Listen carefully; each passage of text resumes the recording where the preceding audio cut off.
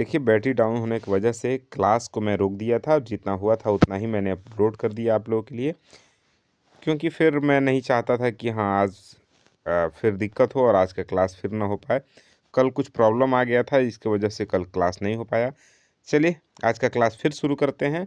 अध्याय 2 यानी चैप्टर 2 से शुरू करते हैं। क्लास 8 एनसीईआरटी का एक किताब है और वहीं से प्रश्न आपके लिए लिया गया है। प्रश्न है कि पृथ्वी के कुल पृष्ठ क्षेत्रफल के कितने प्रतिशत भाग पर भूमि का विस्तार है। कहने का मतलब ये है कि पृथ्वी का जो कुल क्षेत्रफल है उसमें कितने परसेंट हिस्से पर पानी है, आपको बताना है।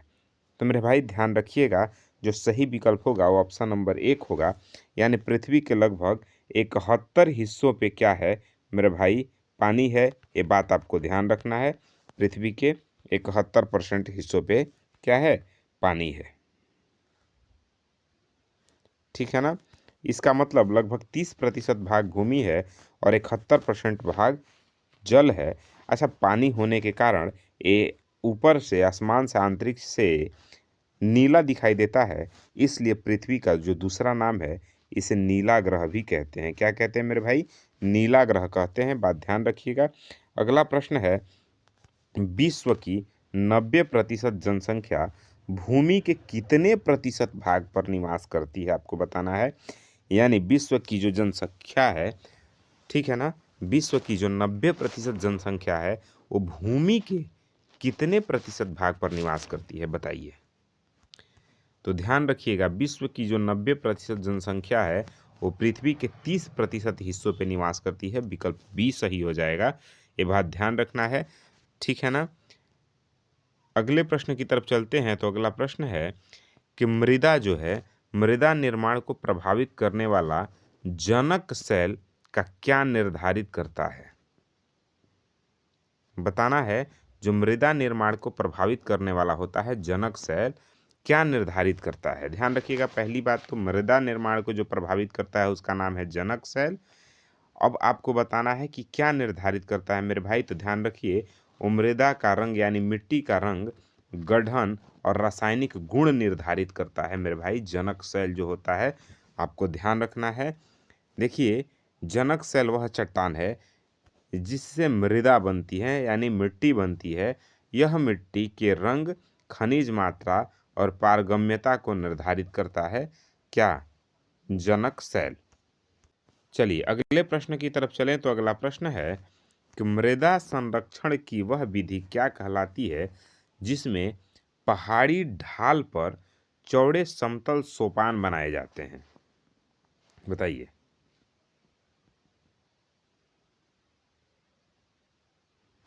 तो मेरे भाई ध्यान रखिएगा, जो मृदा को बचाने के लिए मृदा संरक्षण की वह विधि जिसमें पहाड़ी ढाल पर चौड़े समतल सोपान बनाए जाते हैं उसे वेदिका कृषि कहा जाता है।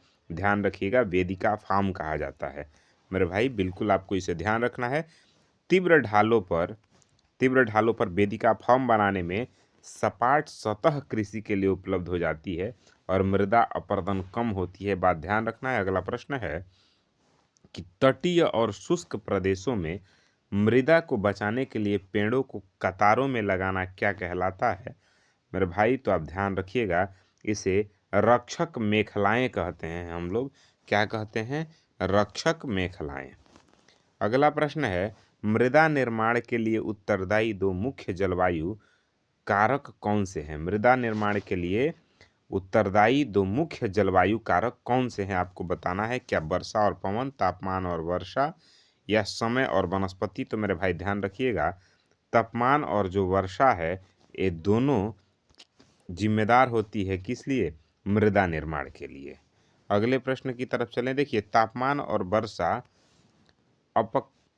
अपक्षय की दर, ठीक है ना, अपक्षय की दर और ह्यूमस निर्माण की गति को सबसे अधिक प्रभावित करते हैं मेरे भाई, तो ध्यान रखना है। अगला प्रश्न है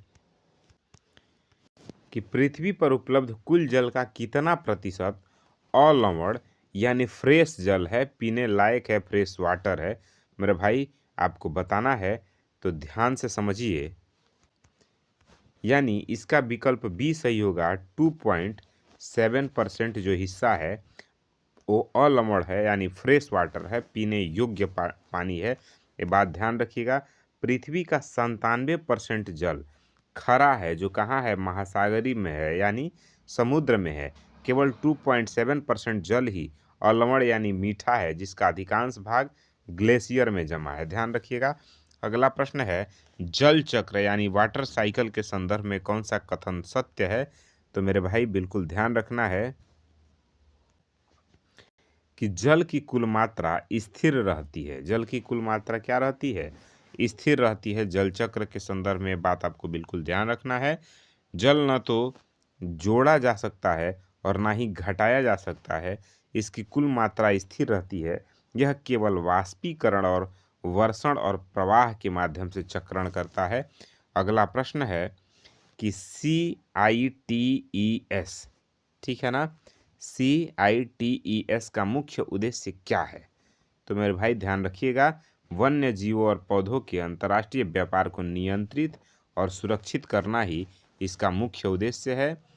देखिए, CITES एक अंतर्राष्ट्रीय समझौता है जो यह सुनिश्चित करता है कि वन्य जीवों और पौधों के व्यापार से उनके अस्तित्व को खतरा न हो, ठीक है ना।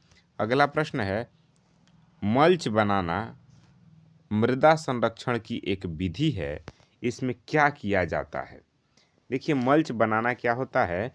मल्चिंग जो होता है वो मृदा संरक्षण की एक विधि होती है, यानी मिट्टी बचाने की, मिट्टी रोकने की एक विधि होती है। तो अब आपको बताना है कि इसमें किया जाता है। तो मेरे भाई ध्यान रखिएगा, पौधे के बीच की खाली जमीन को जैविक पदार्थ यानी जैसे पुआल से ढका जाता है। इसे ही मल्च बनाना यानी मल्चिंग प्रक्रिया कहते हैं। इससे मिट्टी की आर्द्रता यानी जो नमी है वो बनी रहती है और मिट्टी का कटाव रुकता है। ये बात आपको ध्यान रखना है। अगला प्रश्न है, निम्नलिखित में से कौन सा मृदा संरक्षण के लिए उत्तरदायी है? तो मेरे भाई, वनोन्मूलन ये भी मृदा संरक्षण के लिए जिम्मेदार है। अतिचारण ये भी है। रासायनिक उर्वरकों का अत्यधिक उपयोग ये भी है। तो विकल्प डी सही हो जाएगा, यानी सभी कथन मृदा संरक्षण के लिए उत्तरदायी हैं। विकल्प डी आपका सही हो जाएगा। अगले प्रश्न की तरफ चले तो अगला प्रश्न है, गिद्ध भारत में किस दवा के कारण विलुप्त होने की कगार पर पहुंच गए थे? बताइए।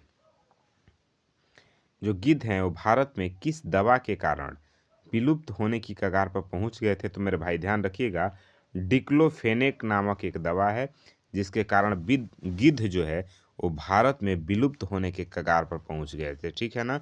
पशुओं के इलाज में प्रयुक्त होता है, नाम है डिक्लोफेनेक दवा। इस दवा के सेवन के बाद मृत पशुओं को खाने से गिद्धों की किडनी खराब होने लगी और वे मरने लगे और वो लुप्त प्राणी में आ गए। अगला प्रश्न है, शंकुधारी वन मुख्य रूप से कहाँ पाए जाते हैं? तो आपको बताना है मेरे भाई, ध्यान रखिएगा, यह ध्रुवीय प्रदेशों और उच्च अक्षांशों पर शंकुधारी वन पाए जाते हैं। इन्हें टेंगा भी कहा जाता है। क्या कहा जाता है? इन शंकुधारी वृक्षों को टेंगा भी कहा जाता है। जहाँ अधिक बर्फबारी होती है और पेड़ नुकीले पत्ते वाले होते हैं, ठीक है ना। अगला प्रश्न है कि समोच्च रेखीय जुताई किसे कहते हैं? समोच्च रेखीय जुताई किसे कहते हैं? तो ध्यान रखिएगा, एक पहाड़ी ढाल पर समोच्च रेखाओं के समानांतर जुताई करना ही समोच्च रेखीय जुताई कहलाता है। ये बात आपको ध्यान रखना है, ठीक है ना। देखिए, यह विधि ढाल से नीचे बहते जल की गति को रोकती है, जिससे मृदा अपरदन कम होता है। अगला प्रश्न है कि जल की कमी वाले क्षेत्रों में सिंचाई की कौन सी विधि सबसे अधिक उपयुक्त है? तो ये जो छिड़काव पद्धति है ये महत्वपूर्ण है। छिड़काव सिंचाई जो है वो महत्वपूर्ण है। अगला प्रश्न है, देखिए, ड्रिप सिंचाई सीधे पौधे की जड़ों में पानी देती है, जिससे वाष्पीकरण कम होता है और पानी की बचत होती है। अगला प्रश्न है कि मृदा की कथन और कारण वाले प्रश्न हैं कि मृदा की उर्वरता बढ़ाने के लिए अंतरसायन, ठीक है ना, महत्वपूर्ण है। अंतरसायन महत्वपूर्ण है, कारण है कि विभिन्न फसलें अलग अलग समय पर उगाई जाती हैं, जिससे वर्षा दोहन से मृदा सुरक्षित रहती है। तो मेरे भाई दोनों कथन और कारण सही है, यानी विकल्प ए सही हो जाएगा। ए और आर दोनों बात ठीक है और आर ए की सही व्याख्या करता है। ठीक है ना। अगला प्रश्न है, सामुदायिक भूमि, ठीक है ना, यानी कम्युनिटी लैंड को और किस नाम से जाना जाता है? तो इसे साझा संपत्ति संसाधन के रूप में भी जाना जाता है, बात आप ध्यान रखिएगा। अगला प्रश्न है, वनस्पति के वितरण को मुख्य रूप से कौन प्रभावित करता है? तो यह तापमान और नमी जो है वो प्रभावित करती है, किसे? वनस्पति के वितरण को। ध्यान रखिएगा, भारी वर्षा वाले क्षेत्रों में विशाल वन उगते हैं, जबकि कम नमी वाले शुष्क क्षेत्रों में कंटीली झाड़ियाँ, कटीली पौधे उगते हैं। ठीक है ना। अगला प्रश्न है कि राष्ट्रीय उद्यान क्या है? तो देखिए मेरे भाई, वर्तमान और भविष्य की पीढ़ी के लिए एक या एक से अधिक परितंत्रों की पारिस्थितिकी एकता की रक्षा के लिए नामिक प्राकृतिक क्षेत्र को ही हम राष्ट्रीय उद्यान यानी नेशनल पार्क कहते हैं। ठीक है ना। अगले प्रश्न की तरफ चले तो अगला प्रश्न है, अप अपक्षय की प्रक्रिया का क्या अर्थ है? तो मेरे भाई, अपक्षय प्रक्रिया का मतलब होता है चट्टानों का टूटना, यानी क्षय होना, नष्ट होना। ठीक है ना। ये बात ध्यान रखिएगा। तापमान परिवर्तन, पाले की क्रिया, पौधों और मनुष्यों के हस्तक्षेप से चट्टानों का अपने स्थान पर टूटना अपक्षय कहलाता है। ध्यान रखिएगा, क्या कहलाता है? अपक्षय क्या कहलाता है। ठीक है ना। चलिए आगे बढ़ते हैं। चलिए अगला जो प्रश्न है, ध्यान से समझिएगा। क्वेश्चन नंबर 21 है कि पूछ रहा है, मृदा परिच्छेदिका जो होती है यानी मृदा प्रोफाइल में ह्यूमस और वनस्पति के साथ ऊपरी मृदा किस परत में पाई जाती है? ध्यान से क्वेश्चन पढ़िए और इसका सही विकल्प बताइए। आपको बताना है कि जो मृदा परिच्छेदिका होती है उसमें ह्यूमस और वनस्पति के साथ ऊपरी मृदा किस परत में पाई जाती है? बताइए।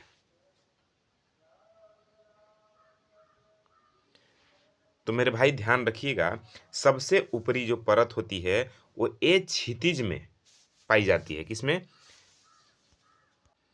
बात समझ में आ रहा है ना। तो ह्यूमस जो होता है वो कहाँ पाया जाता है? सबसे ऊपरी परत में, मृदा के सबसे ऊपरी परत में ह्यूमस पाया जाता है, जो वनस्पतियों के लिए काफी उपयुक्त होता है। तो विकल्प सी सही हो जाएगा। देखिए, मृदा सबसे ऊपरी परत में ही कार्बनिक पदार्थ, ह्यूमस और सूक्ष्मजीव पाए जाते हैं, जो पौधों की वृद्धि के लिए आवश्यक पोषक तत्व प्रदान करते हैं। बात ध्यान रखना है आपको। अगला प्रश्न है कि अत्यधिक वर्षा वाले क्षेत्रों में मृदा अपरदन को रोकने के लिए सर्वोच्च विधि कौन सी है? बताइए।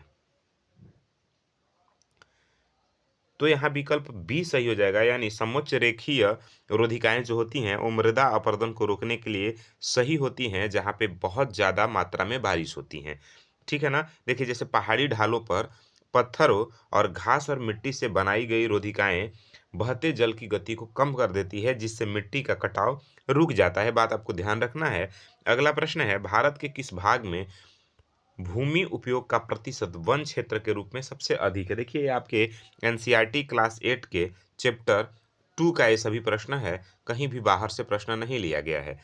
पूछ रहा है कि भारत के किस भाग में भूमि उपयोग का प्रतिशत वन क्षेत्र के रूप में सबसे अधिक है? मतलब कहने का यह है कि सर्वाधिक वन किस क्षेत्र में है? बताइए। चार विकल्प आपके सामने हैं, चारों विकल्प देखिए और सही विकल्प तक पहुंचिए। देखिए मेरे भाई, जो भारत में वन का सबसे अधिक प्रतिशत है वो उत्तर पूर्वी राज्यों और द्वीपीय क्षेत्रों में ज्यादा है। यानी वन तो सभी जगह है, लेकिन वन का सर्वाधिक परसेंटेज जो है उत्तर पूर्वी राज्यों में है। ये बात आपको ध्यान रखना है। कहाँ है? उत्तर पूर्वी राज्यों में। देखिए, भारी वर्षा और भौगोलिक परिस्थिति के कारण उत्तर पूर्वी राज्य जैसे अरुणाचल और मिजोरम में वनों का घनत्व और विस्तार सबसे अधिक है। बात समझ में आ रहा है। एक होता है, देखिए, दो तरह की चीजें होती हैं। एक तो होता है कि मान लीजिए कि वन सबसे अधिक कहाँ है। ठीक है ना। वन सबसे अधिक कहाँ है? तो आपने कहा कि उत्तर में या पूर्व में वन सबसे अधिक है। लेकिन एक पूछा कि वन घनत्व सबसे अधिक कहाँ है, मतलब कम ही क्षेत्र है लेकिन सबसे अधिक वन है। बात क्लियर हो रहा है? चलिए तो वनों का घनत्व तो सबसे अधिक है, सबसे विस्तार है अरुणाचल और मिजोरम जैसे राज्यों में। तो ये बात आपको ध्यान रखना है। अगला प्रश्न है, जल की उपलब्धता की समस्या मुख्य रूप से किन क्षेत्रों में पाई जाती है? तो देखिए, जल की उपलब्धता की जो समस्या है वो लगभग ये सभी जगह पे पाई जाती है, जैसे अफ्रीका, पश्चिम एशिया और ऑस्ट्रेलिया में, दक्षिण अमेरिका के कुछ हिस्सों में, यानी इन सभी जगहों पे जल की कमी महसूस की जाती है, इसलिए विकल्प डी सही हो जाएगा आपका। ठीक है ना? दुनिया के कई हिस्से विशेषकर जो शुष्क प्रदेश हैं या अर्ध शुष्क क्षेत्र हैं, जैसे अफ्रीका, पश्चिमी एशिया, ऑस्ट्रेलिया, जल की भारी कमी का सामना कर रहे हैं। ठीक है? अगला है क्वेश्चन, टुंड्रा वनस्पति की मुख्य विशेषता क्या है? बताइए। जो टुंड्रा वनस्पति है उसकी मुख्य विशेषता क्या है? चार विकल्प आपके सामने हैं, चारों पढ़िए और सही विकल्प को बताइए। तो देखिए, ध्यान से समझिए। इसके अ, विकल्प बी सही होगा। क्यों? क्योंकि यहाँ केवल काई और लाइकेन पाए जाते हैं। टुंड्रा वनस्पति की मुख्य विशेषताएं होती है कि यहाँ पे काई और लाइकेन पाए जाते हैं, ध्यान रखिएगा। ठीक है ना? देखिए, अत्यधिक ठंड और ध्रुवीय क्षेत्रों में मिट्टी साल के अधिकांश समय जमी रहती है। ठीक है ना? जो ध्रुवीय क्षेत्र हैं वहाँ ठंडी के कारण मिट्टी जो है सालों भर अधिकांश जमी रहती है, जिससे बड़े पेड़ नहीं उग पाते, केवल काई और लाइकेन ही बच पाते हैं। ये बात आपको ध्यान रखना है, टुंड्रा प्रदेश के बारे में ये विशेषता है।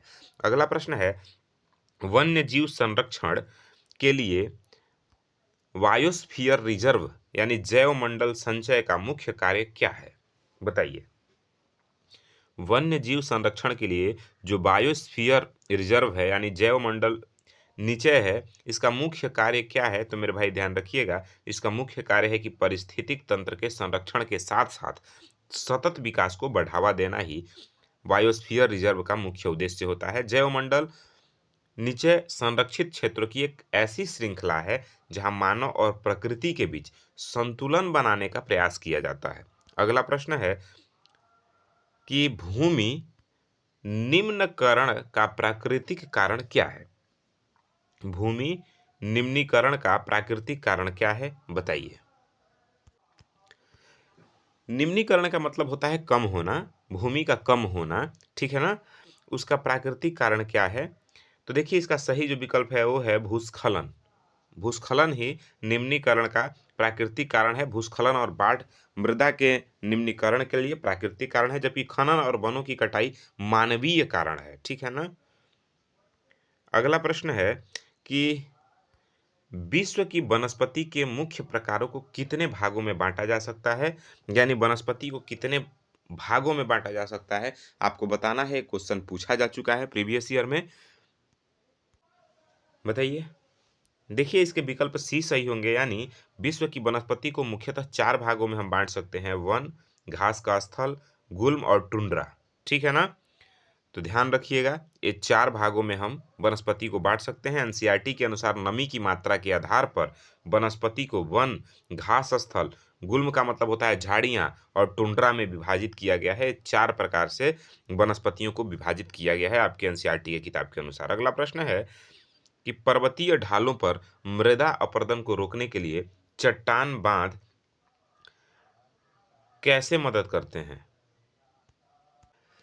तो देखिए मेरे भाई, सही विकल्प इसका होगा विकल्प बी, यानी ये जल के प्रवाह को धीमा करते हैं और नालियों को बनने से रोकते हैं। तो ये बात आपको ध्यान रखना है, विकल्प बी सही हो जाएगा आपका।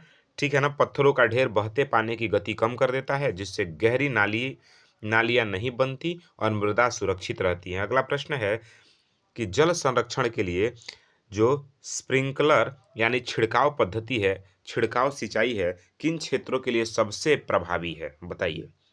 यानी स्प्रिंकलर यानी जो छिड़काव सिंचाई होती है, आप देखते होंगे कहीं कहीं, जैसे किसी उद्यान में या कहीं किसी पार्क में आप देखेंगे एक तरह का पाइप लगा होता है और वो घूमता रहता है और चारों तरफ पानी का छिड़काव होते रहता है। तो यह किस क्षेत्र के लिए सबसे अधिक जरूरी होता है? बताइए। अच्छा, इसका प्रयोग क्यों किया जाता है? तो मेरे भाई ध्यान रखिएगा, ये जल संरक्षण के लिए ज़रूरी होता है। स्प्रिंकलर जो पद्धति है, यानी सिंचाई की छिड़काव पद्धति है, वो जल संरक्षण यानी पानी को बचाने के लिए, जहाँ पानी की भारी कमी हो, उस कमी को बचाने की उस जगह के लिए ये उपयुक्त होता है। तो अब आप समझ सकते हैं कि पानी की कमी कहाँ होती है सबसे ज़्यादा। तो मेरे भाई शुष्क और रेतीले प्रदेशों में, जहाँ वाष्पीकरण अधिक होता है और पानी की कमी है, वैसे इलाकों में स्प्रिंकलर यानी छिड़काव सिंचाई अपनाई जाती है। ये बात आपको ध्यान रखना है। अगले प्रश्न की तरफ चलें तो अगला प्रश्न है कथन और कारण से संबंधित। वन हमारे लिए महत्वपूर्ण हैं। कारण है कि ये ऑक्सीजन प्रदान करते हैं और मृदा की रक्षा करते हैं और वन्य जीवों को आवास देते हैं। तो शायद आपको ये आंसर पता ही होगा, विकल्प ए सही होगा। देखिए, वन हमारे लिए महत्वपूर्ण है क्योंकि वो हमें ऑक्सीजन देते हैं, मृदा की रक्षा करते हैं और वन्य जीवों के लिए आवास का काम करते हैं। यही कारण है कि वन की कटाई जब सबसे अधिक होने लगी, तो जो भी अ, आपके वन में रहने वाले पक्षी हैं, जानवर हैं, वो उनकी संख्या कम होते गई, वो घटते गए। बात समझ में आ रहा है? क्योंकि उनका आवास खत्म होते गया। अगला प्रश्न है कि निजी भूमि और सामुदायिक भूमि के बीच मुख्य अंतर क्या है? यानी निजी भूमि और सामुदायिक भूमि के बीच मुख्य अंतर क्या है? तो देखिए मेरे भाई, सही विकल्प होगा ऑप्शन नंबर बी, यानी निजी भूमि स्वामित्व और व्यक्ति विशेष के पास होता है। निजी जो भूमि होता है उसका स्वामित्व जो होता है वो किसी किसी एक व्यक्ति के पास होता है, जबकि सामुदायिक भूमि साझा भूमि होती है। ठीक है ना, उसका कोई स्वामित्व किसी के पास नहीं होता, वो सरकार के पास होता है। ठीक है ना।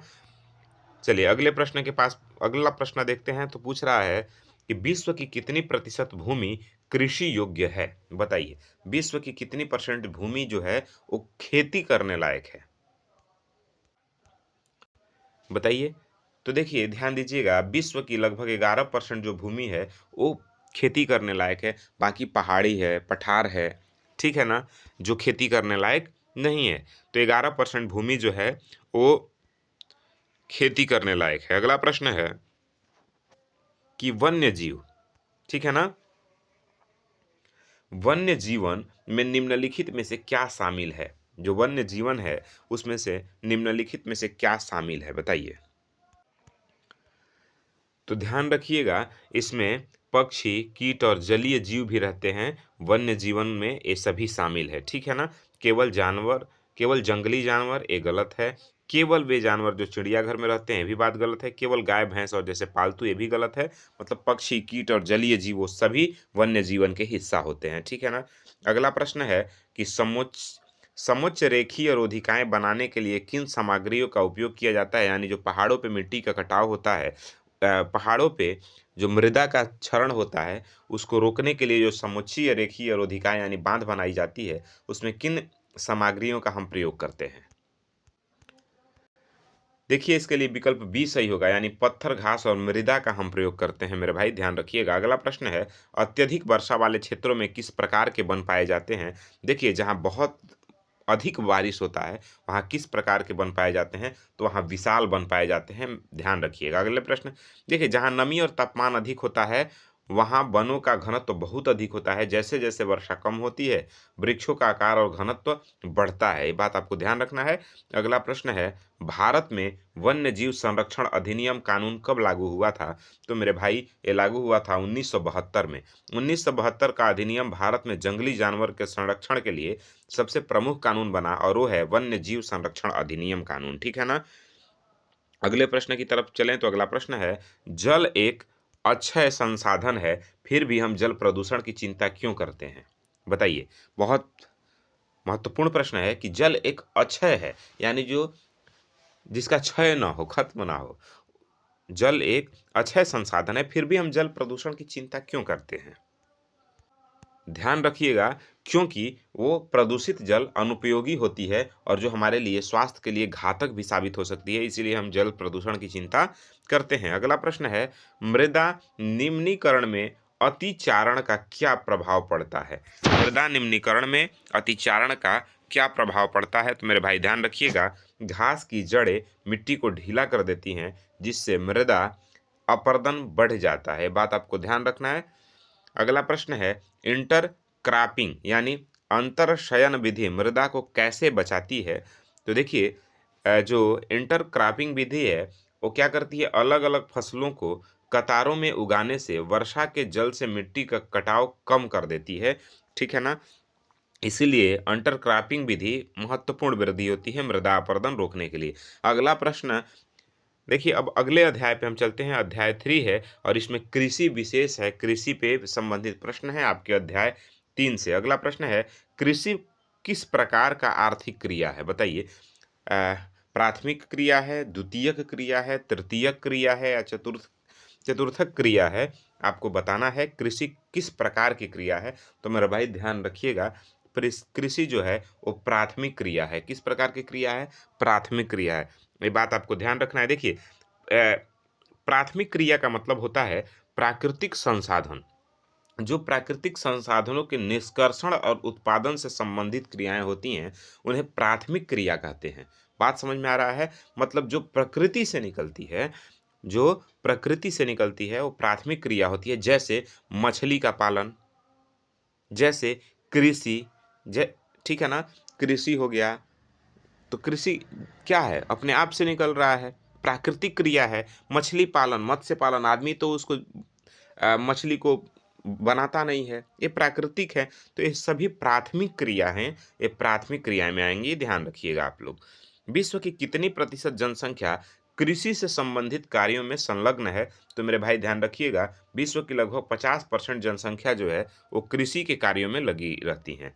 यानी 2/3 जनसंख्या आज भी कृषि पर निर्भर है। अगला प्रश्न है, सेरीकल्चर का संबंध निम्नलिखित में से किससे है? बताइए। सेरीकल्चर का संबंध निम्नलिखित में से किस पालन से है? अंगूर की खेती से है, रेशम के कीटों का वाणिज्यिक पालन से है, या फलों और सब्जियों का उत्पादन है, मत्स्य पालन से है? सेरीकल्चर बताइए।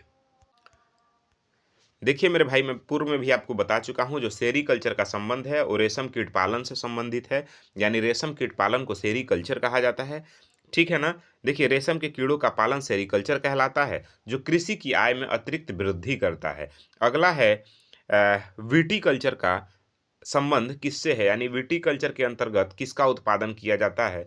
तो आपको बताना है। देखिए इसका सही जो विकल्प होगा वो विकल्प सी होगा। यानी अंगूर के का उत्पादन जो होता है वो विटीकल्चर कहलाता है। अंगूर का उत्पादन क्या कहलाता है? विटीकल्चर। अंगूरों की जब हम खेती करते हैं तो उसे विटीकल्चर कहा जाता है। अगला है स्थानांतरित कृषि। ठीक है ना? शिफ्टिंग कृषि जो है वो उत्तर पूर्वी भारत में और किस नाम से जाना जाता है? आपको बताना है। तो देखिए मेरे भाई, वह जाना जाता है, झूम खेती के नाम से जाना जाता है। किस कृषि के नाम से जाना जाता है? झूमिंग या झूम कृषि के नाम से जाना जाता है। जो स्थानांतरित कृषि होती है ना, उसे उत्तर पूर्वी भारत के राज्यों में झूम कृषि के नाम से जाना जाता है। ठीक है? वनों को काटकर और जला करके, ठीक है, की जाने वाली कृषि को भारत के उत्तर पूर्वी हिस्सों में झूम या फिर झूमिंग कृषि कहते हैं। ठीक है? अगला प्रश्न है, ब्राजील में स्थानांतरित कृषि को क्या कहा जाता है? ब्राजील में स्थानांतरित कृषि को क्या कहा जाता है? तो बताना है आपको। तो ध्यान रखिएगा, ब्राजील में स्थानांतरित कृषि या झूम कृषि को रोका कृषि के नाम से जानते हैं। किस कृषि के नाम से? रोका कृषि के। ये ध्यान रखना है। विश्व के विभिन्न हिस्सों में इसे अलग अलग नाम से जाना जाता है स्थानांतरित कृषि को। जैसे मैक्सिको में मिल्पा कहा जाता है, ब्राजील में रोका कहा जाता है, मलेशिया में लदांग कहा जाता है, उत्तर पूर्वी हिस्सों में झूम कृषि कहा जाता है। ये बात आपको ध्यान रखना है। अगला प्रश्न है, निर्वाह कृषि की मुख्य विशेषता क्या है? तो देखिए मेरे भाई, जो निर्वाह कृषि है उसकी मुख्य विशेषता ये होती है कि कृषक परिवार की आवश्यकताओं को पूरा करने के लिए एक की जाती है। जो निर्वाह कृषि होती है वो किसानों के परिवारों की आवश्यकताओं को जो पूरा करने के लिए खेती की जाए उसे निर्वाह कृषि कहा जाता है। बात आपको ध्यान रखना है। अगला प्रश्न है, वाणिज्यिक कृषि किसे कहते हैं? यानी कमर्शियल फार्मिंग किसे कहते हैं? तो मेरे भाई, कमर्शियल फार्मिंग वो होता है जब फसल उत्पादन और पशुपालन दोनों का बाजार में विक्रय हेतु उत्पादन किया जाए, उसे वाणिज्यिक कृषि कहा जाता है। ठीक है ना? अगला प्रश्न है, मिश्रित कृषि किसे कहते हैं? ठीक है ना? तो देखिए, भोजन और चारा की फसलें उगाना और पशुपालन करना मिश्रित खेती कहलाता है। यानी जहां आप अपने खाने के लिए भी खेती कर रहे हैं और पशुओं के चारा के लिए भी खेती कर रहे हैं, ऐसे को मिश्रित कृषि कहा जाता है। यह विधि यूरोप, अमेरिका और न्यूजीलैंड में बहुत प्रचलित है, जहाँ खेती के साथ-साथ पशुपालन भी किया जाता है। अगला प्रश्न है, रोपण कृषि के बारे में कौन-सा कथन सत्य है? तो देखिए मेरे भाई, रोपण कृषि इसमें चाय, कॉफ़ी, काजू, रबड़ जैसी फसलें बड़े पैमाने पर उगाई जाती है, उसको रोपण कृषि कहते हैं। क्या कहते हैं? रोपण कृषि कहते हैं। रोपण कृषि वाणिज्यिक कृषि का एक प्रकार है, जिसमें बड़ी मात्रा में श्रम और पूंजी की आवश्यकता होती है, बात आपको ध्यान रखना है। अगला प्रश्न है, चावल की खेती के लिए सर्वोत्तम दशाएँ कौन-सी है? यानी चावल की खेती अगर आपको करना है, तो किस प्रकार का मौसम चाहिए, किस प्रकार का जलवायु चाहिए, आपको बताना है। 4 विकल्प आपके सामने है, सही विकल्प बताइए। बताइए, आप सभी के यहाँ धान की खेती होती होगी ना? तो धान की खेती के लिए सबसे उपयुक्त मौसम क्या होती है? तो मेरे भाई देखिए, ध्यान रखिए, विकल्प बी सही होगा, यानी धान की खेती के लिए उच्च तापमान, उच्च आर्द्रता और अधिक वर्षा चाहिए। बात समझ में आ रहा है? धान की खेती के लिए उच्च तापमान चाहिए, उच्च आर्द्रता चाहिए और अधिक वर्षा चाहिए, यानी अधिक पानी चाहिए। ये बात आपको ध्यान रखना है। तो विकल्प बी सही हो जाता है। चावल जो है ना, एक उष्णकटिबंधीय फसल है, जिसे चीका युक्त उपजाऊ मिट्टी की आवश्यकता होती है, जो जल को रोक सके। बात समझ में आ रहा है? जहाँ जल सूख जाती है, ऐसे मिट्टी पे चावल नहीं होता है। गेहूँ की फसल के लिए किस प्रकार की मिट्टी सबसे उपयुक्त होती है? आपको बताना है कि गेहूँ की खेती के लिए किस प्रकार का मिट्टी चाहिए। देखिए, गेहूँ की खेती के लिए ना दोमट मिट्टी चाहिए, यानी दोमट मिट्टी की ज़रूरत पड़ती है। ठीक है? गेहूँ में कम पानी की आवश्यकता होती है और मध्यम तापमान की ज़रूरत पड़ती है। गेहूँ के बढ़ने के लिए वर्धन काल में मध्यम तापमान चाहिए, यानी ना गर्मी चाहिए, ना ज़्यादा ठंडी चाहिए, और कटाई के समय तेज़ धूप की ज़रूरत पड़ती है, जिसके साथ स ठीक है ना? जिसके साथ क्या हो कि गेहूँ जल्दी से पक सके, इसलिए दोमट मिट्टी सर्वोत्तम मिट्टी मानी जाती है गेहूँ की फसल के लिए। अगला प्रश्न है कि मिलेट, ठीक है ना? मिलेट या मोटे अनाज के संदर्भ में कौन-सा कथन गलत है? यानी मोटे अनाज के लिए कौन-सा कथन इसमें गलत है?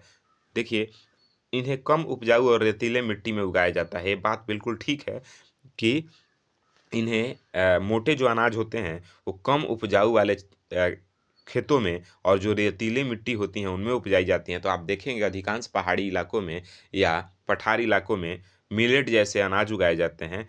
फिर उन्हें बहुत अधिक वर्षा की आवश्यकता होती है, ये भी बात बिल्कुल ठीक है।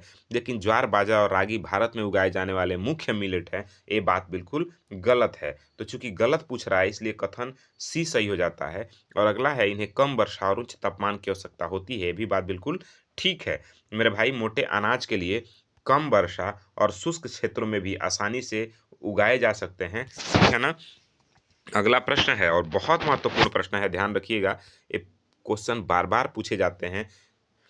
कपास की खेती के लिए कितनी पाले रहित रातों की आवश्यकता होती है, यानी कितने दिन की ज़रूरत है? कपास की खेती के लिए कितने दिन की आवश्यकता होती है? कितने दिन में कपास की कटाई शुरू हो जाती है, बताइए? देखिए, विकल्प सी सही हो जाएगा, यानी 210 दिन जो होता है ना, वो कपास यानी कॉटन की खेती के लिए ज़रूरी होती है, यानी 210 दिन चाहिए कपास की खेती के लिए, ठीक है ना? बात समझ में आ रहा है? देखिए, कपास की खेती के लिए क्या चाहिए? उच्च तापमान चाहिए, हल्की वर्षा चाहिए और 210 दिन का समय चाहिए होता है कपास की खेती के लिए। अगला प्रश्न है कि सुनहरा रेशो के नाम से किसे जाना जाता है? बताना है आपको कि सुनहरा रेशो के नाम से किसे जाना जाता है? तो देखिए मेरे भाई, जो जूट होता है, यानी जो पटसन होता है, वो सुनहरा रेशो के नाम से जाना जाता है। ये बात आपको ध्यान रखना है। पटसन को उसके रंग और महत्व के कारण सुनहरा रेशा कहा जाता है। यह उष्णकटिबंधीय क्षेत्रों में पाया जाता है, यानी उष्णकटिबंधीय क्षेत्रों में इसे उगाया जाता है। ध्यान रखिएगा। अगला प्रश्न है, कॉफ़ी का प्रमुख उत्पादक देश कौन-सा है? आपको बताना है कि कॉफ़ी का प्रमुख उत्पादक देश कौन-सा है? चलिए बताइए। तो मेरे भाई ध्यान रखिएगा, कॉफ़ी का जो प्रमुख उत्पादक देश है, वो ब्राज़ील है। सबसे ज़्यादा कॉफ़ी कहाँ होता है? ब्राज़ील में। ब्राज़ील विश्व में कॉफ़ी का सबसे बड़ा उत्पादक है। इसके बाद कोलंबिया और फिर भारत का स्थान आता है, बात आपको ध्यान रखना है। अगला प्रश्न है, चाय की खेती के लिए किस प्रकार की जलवायु की आवश्यकता होती है? आपको बताना है कि चाय की खेती के लिए किस प्रकार की जलवायु चाहिए मेरे भाई?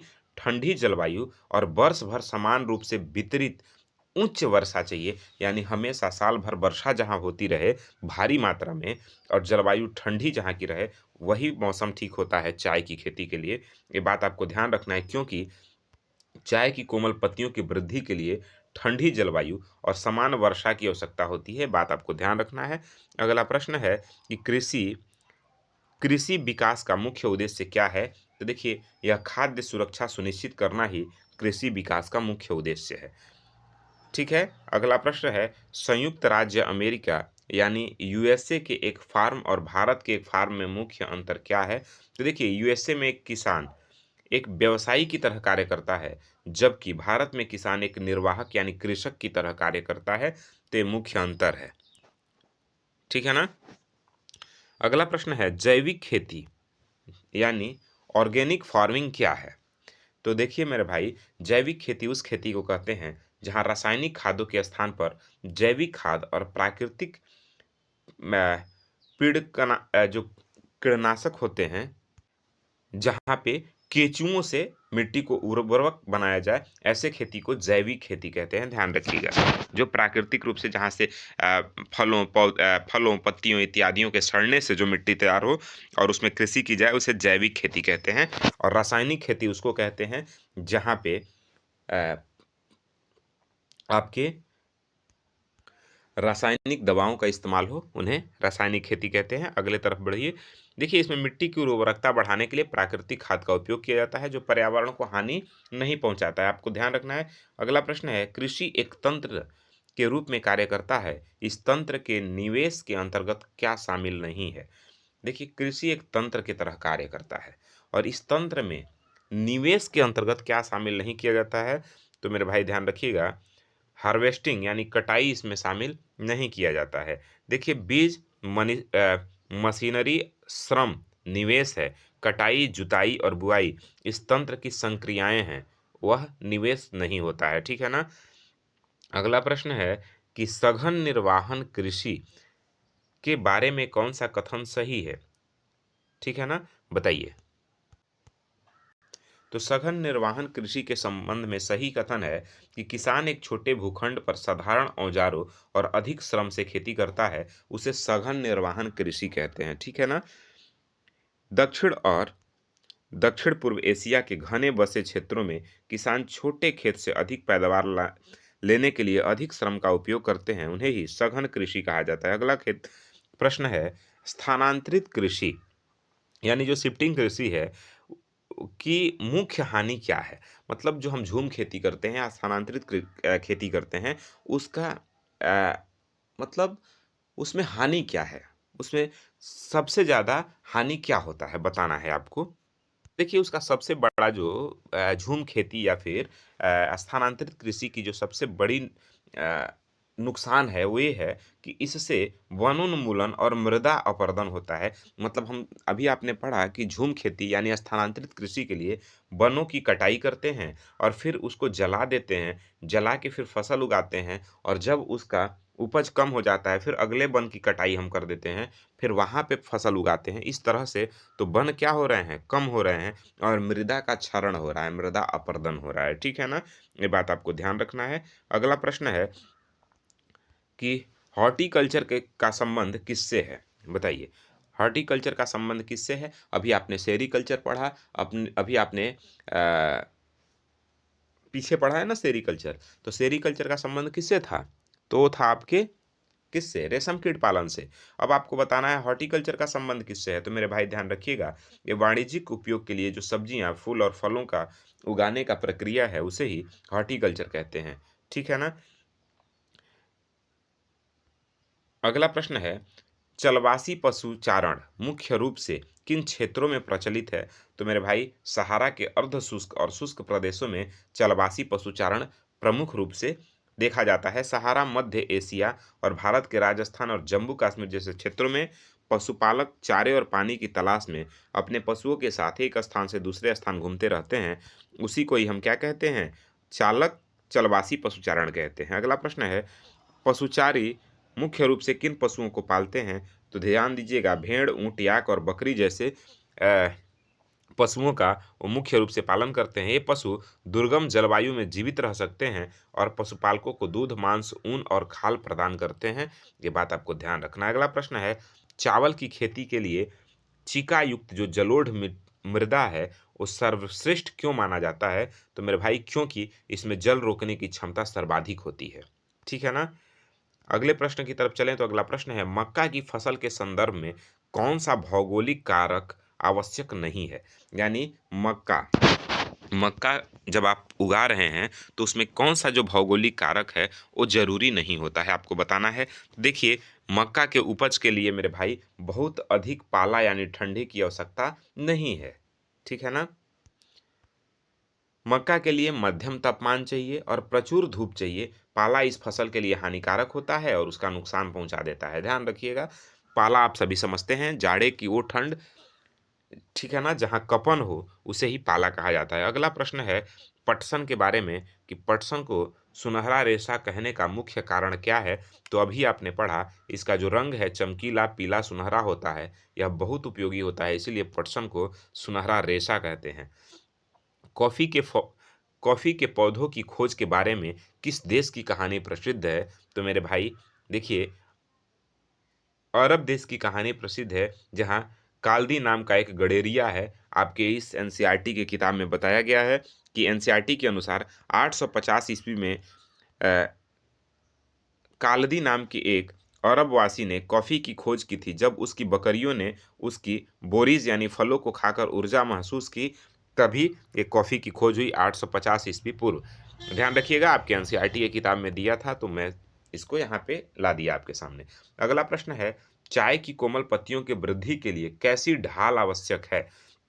तो देखिए, मंद ढाल की जरूरत पड़ती है, जहाँ हल्की ढलान हो, ठीक है ना, उच्च वर्षा हो और जहाँ मौसम ठंडा हो, वो चाय के लिए महत्वपूर्ण है। जैसे दार्जिलिंग या असम की जो पहाड़ियाँ हैं वो चाय के लिए सबसे उपयुक्त मानी जाती हैं। अगला प्रश्न है, खाद्य सुरक्षा यानी फूड सिक्योरिटी तब बनी रहती है जब, बताइए, जब सभी व्यक्तियों को क्रियाशील और स्वस्थ जीवन जीने के लिए हर समय सुरक्षित और पौष्टिक भोजन मिले, तभी माना जाएगा कि खाद्य सुरक्षा सही है।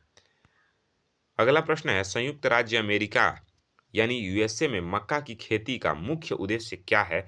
तो मेरे भाई वहाँ पशुओं को खिलाना, ठीक है ना, पशुओं को खिलाने के लिए मक्का की खेती मुख्य मानी जाती है। ठीक है।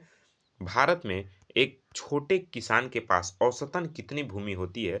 तो ध्यान रखिएगा, लगभग 1.5 हेक्टेयर के आसपास भूमि रहती है, 1.5 हेक्टेयर। ठीक है ना।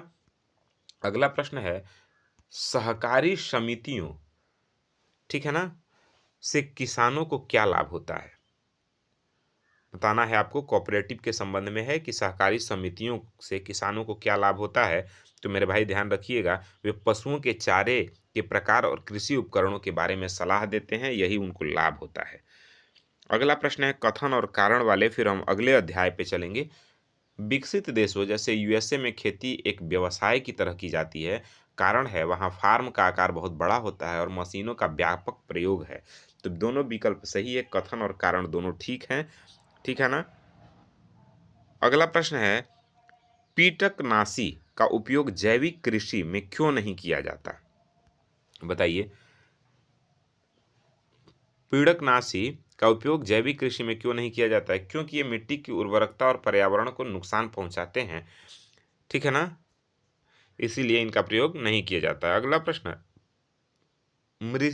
मिश्रित कृषि किन महाद्वीपों में सबसे अधिक प्रचलित है? बताइए। देखिए, मिश्रित कृषि जो है ना, यूरोप, पूर्वी संयुक्त राज्य अमेरिका, अर्जेंटीना और ऑस्ट्रेलिया में बहुत प्रचलित है मिश्रित कृषि। ठीक है। अगला प्रश्न है, रेशम के उत्पादन के लिए किस पेड़ की पत्तियों का उपयोग किया जाता है? बहुत महत्वपूर्ण प्रश्न है।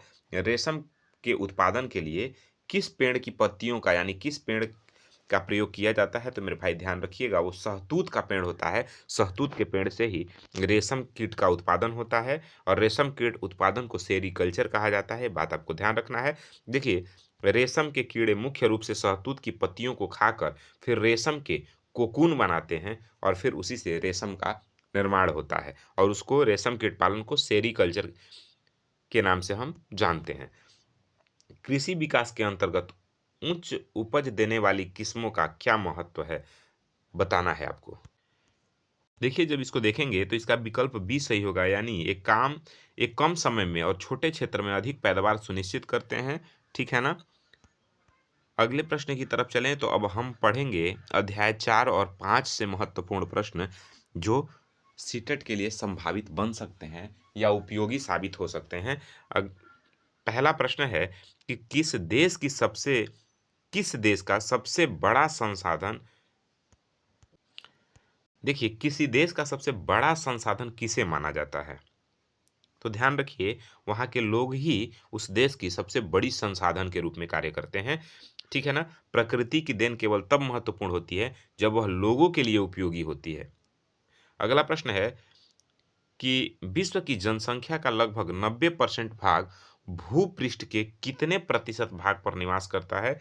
तो मेरे भाई विकल्प ए सही है, यानी 10% हिस्से पे पूरे जनसंख्या के लगभग 90% लोग मतलब रहते हैं। बात समझ में आ रहा है? जनसंख्या के 90% भूभाग पर 10% लोग रहते हैं। ये बात आपको ध्यान रखना है। देखिए, जनसंख्या का वितरण अत्यंत असमान है। दुनिया के बहुत बड़े हिस्से खाली हैं, जबकि मात्र 10% भूमि पर 90% लोग रहते हैं। ये बात आपको ध्यान रखना है। जनसंख्या घनत्व से क्या तात्पर्य है? 4 विकल्प आपके सामने है। देखिए, जनसंख्या घनत्व का मतलब है पृथ्वी के पृष्ठ के 1/3 क्षेत्र, जैसे 1 वर्ग किलोमीटर में रहने वाले लोगों की संख्या ही जनसंख्या घनत्व कहलाती है। इसे प्रति वर्ग किलोमीटर में रहने वाले व्यक्तियों की औसतन संख्या के रूप में मापा जाता है। अगला प्रश्न है, भारत के जनसंख्या का औसत घनत्व 2011 की जनगणना के अनुसार कितना है?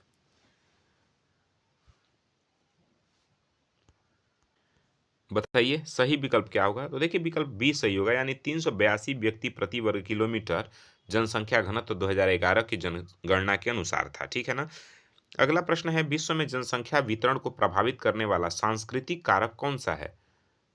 बताइए।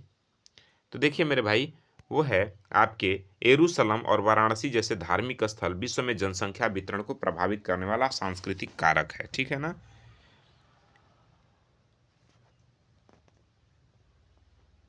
देखिए, जब धर्म के आधार पर या संस्कृति के आधार पर लोगों को अपने तरफ आकर्षित जो स्थान करता है, उसे हम सांस्कृतिक कारक कहते हैं। और जबकि मृदा और जल यानी भौगोलिक कारण होते हैं, यानी जहाँ की मिट्टी अच्छी हो इसलिए लोग रहना चाहें, जहाँ का जलवायु अच्छा हो इसलिए लोग रहना चाहें, तो इसे भौगोलिक कारक हम मानते हैं। लेकिन जो सांस्कृतिक रूप से कहीं रहना चाहें तो उसे सांस्कृतिक कारक माना जाता है।